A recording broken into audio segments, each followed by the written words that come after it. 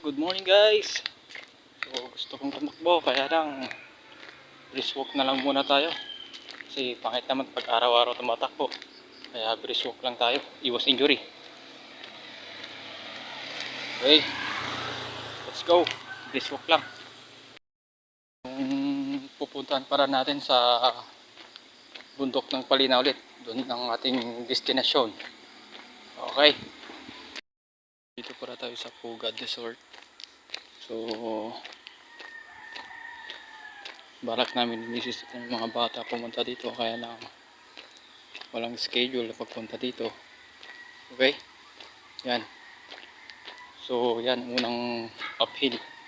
So okay lang kahit brisk walk, at least may challenge pa rin paakyat. Okay, let's go.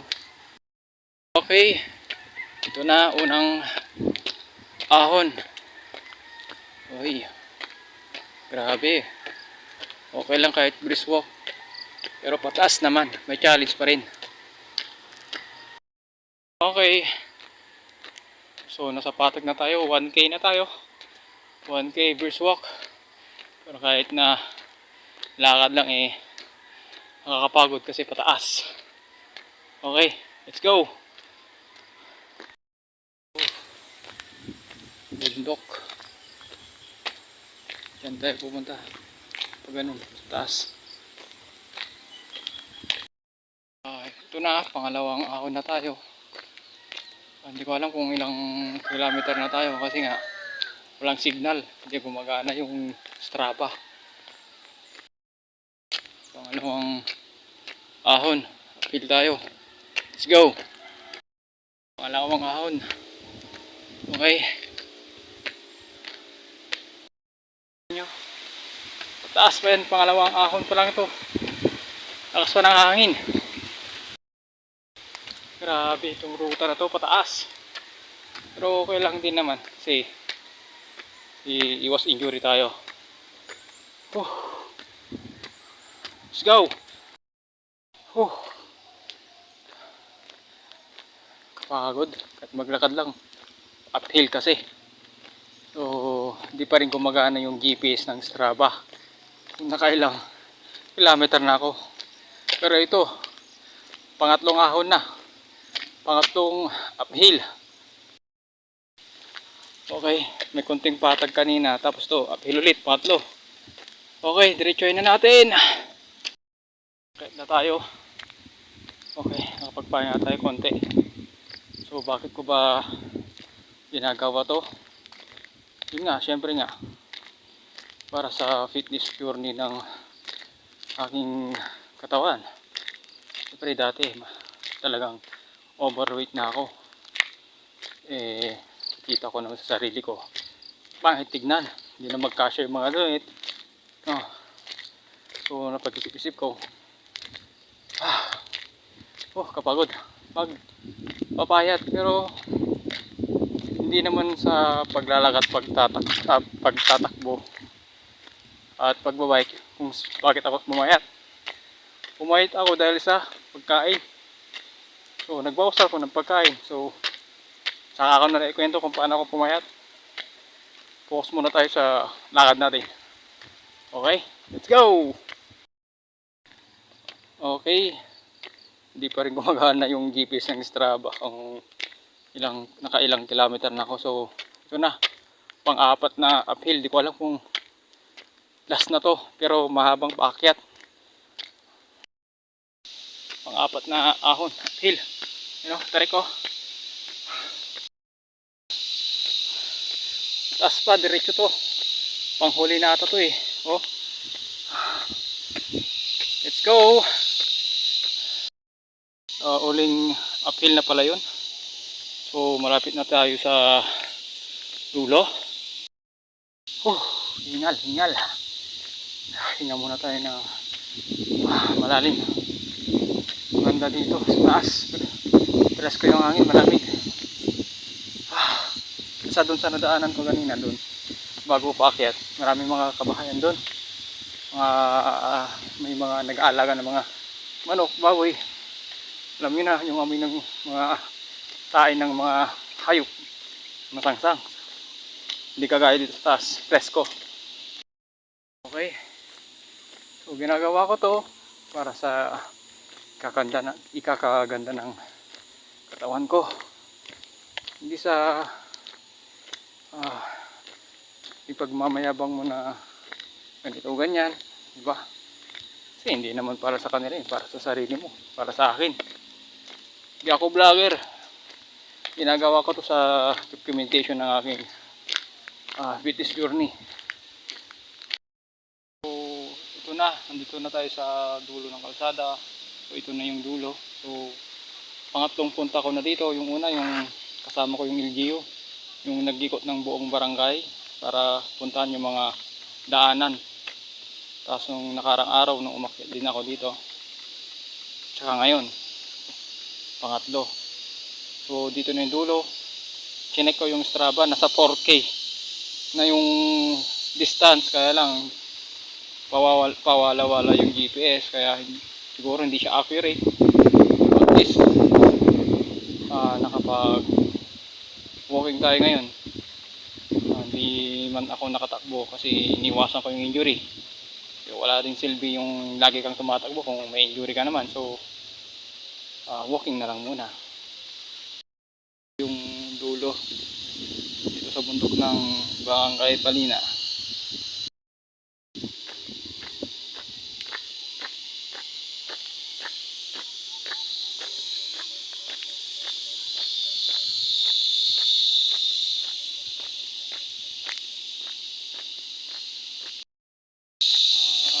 Bundok. Mag-isa lang ako dito. May dumadaan naman pa isa-isa yung mga nakatira dun sa taas. So hindi na masyado napipersa yung ating paa, tuhod, mga bindi, kasi pababa na siya. Hindi kagaya kanina pataas, uphill, talagang nararamdaman yung persa dun sa binti natin. Talagang may persa kahit hindi tayo na tumatakbo at naglalakad lang. Uphill kasi this ganda yun sa training. Pero sa tingin ko kaya ko siyang takbuhin, kaya lang super hingal yan, saka siguro hindi ko kayang takbuhin ng straight pataas kasi sobrang uphill siya. 4 na ahon yung panghuli, yung talagang pataas na diretso mahaba.